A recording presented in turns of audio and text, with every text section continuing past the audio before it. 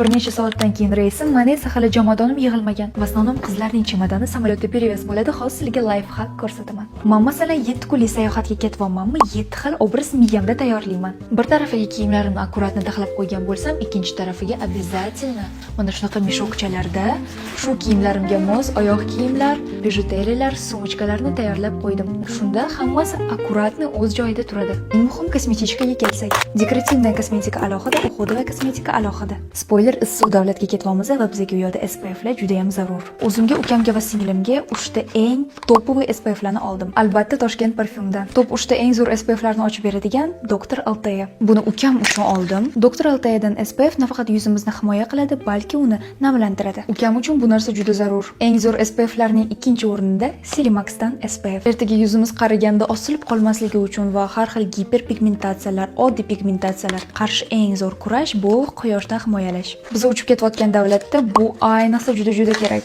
Buni singlim uchun xarid qildim. Silimaxdan SPF aynan quruq yuzlar uchun to'g'ri keladi.